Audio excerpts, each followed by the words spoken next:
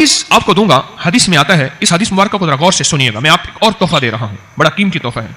हदीस में आता है कि कुर्ब क़यामत में साल ऐसे गुजरेंगे जैसे महीने, और महीने ऐसे गुजरेंगे जैसे हफ्ते, और हफ्ते ऐसे गुजरेंगे जैसे दिन, और दिन ऐसे गुजरेगा जैसे शरारा, चिंगारी।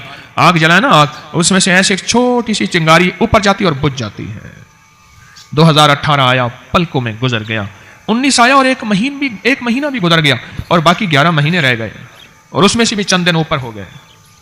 अगर आप चाहते हैं वक्त की बरकत, दिनों की बरकत, जिंदगी की बरकत और लाइलाज बीमारियों से छुटकारा, तो आज एक टोटका बताता हूं। जो बंदा यह चाहता है कि उसके वक्त में बरकत हो, सुने गौर से।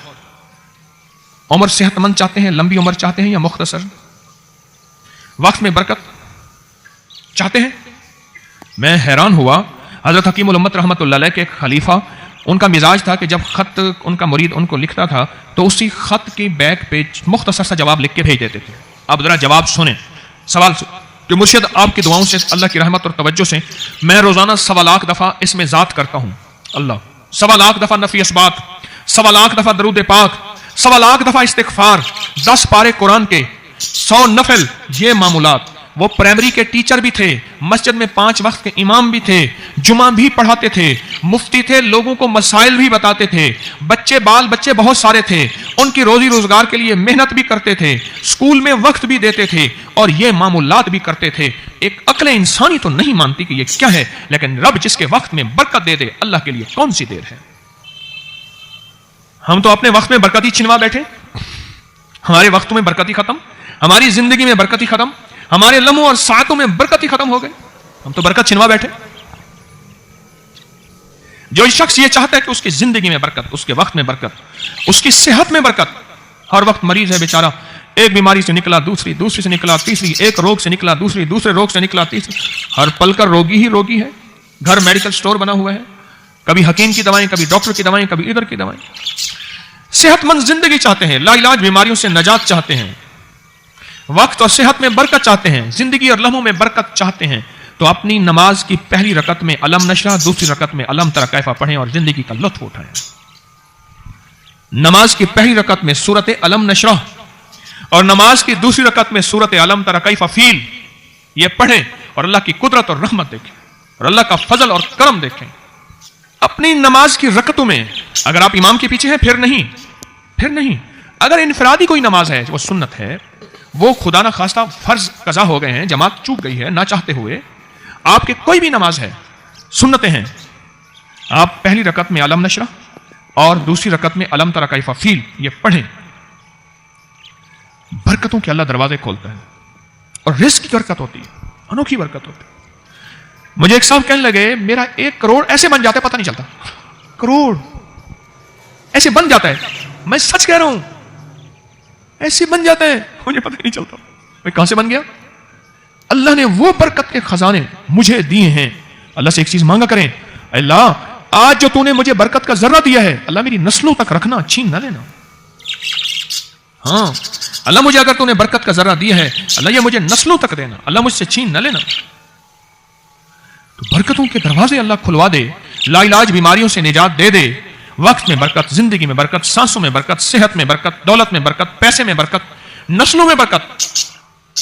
बरकत कभी खत्म नहीं होती, कसरत खत्म हो जाती है। कुत्ती कितने बच्चे देती है? 7, 10, 11। और बकरी कितने बच्चे देती है? 1, कोई 2। अल्लाह ने आंखों से दिखाया है कि बकरी में बरकत है। उसकी वजह यह है कि बकरी में हलाल है और बरकत है, और कुत्ते में कसरत है और हराम है। अल्लाह कुत्तों को खत्म करके दिखाता है, अल्लाह हलाल को बढ़ा के आंखों से दिखाता है। पहली रकत में सूरत अलम नशरा और दूसरी रकत में सूरत फील। कमाल चीज है। रिस्क में बरकत और सेहत में बरकत। कितने लोग हैं मुझे उन्होंने बताया, उन्होंने जब से पढ़ना शुरू किया, लाइलाज बीमारियां खुद हमें छोड़ गई, छोड़ जाती हैं, डर जाती हैं। इस वजीफे में इतनी ताकत, इतनी तासीर और इतनी कुव्वत है।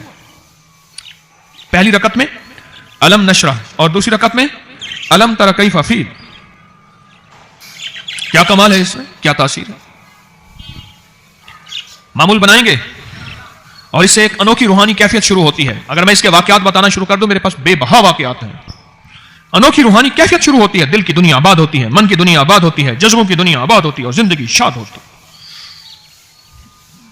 अनोखी रूहानी दुनिया, अनोखा रूहानी राज शुरू होता है और इसके अंदर अल्लाह पाक इस बंदे को اپنے خاصان خاص میں شامل کرتا ہے، اس بندے کو ایک تاثیر ملتی ہے اور ایک توجہ ملتی ہے۔ پھر ایک نہیں، میں نے کئی محدثین اکابرین علماء کی زندگیوں کے واقعات میں یہ بات پڑھی سنی۔ کئی بوڑھے بزرگوں کی زندگی میں ملنے گیا تو میں نے ان سے کہا جی پہلی رکعت میں اگر علم نشرح، دوسری رکعت میں علم تری کیف پڑھ لی جائے، اس کا کوئی فائدہ آپ کی نظر سے گزرا؟ ایک بہت پرانے عالم تھے، دارالعلوم کبیر والا سے فارغ تھے، پرانے بابا جی تھے اور مجھے ایک دفعہ ملے، مجھے عجیب بات کہی۔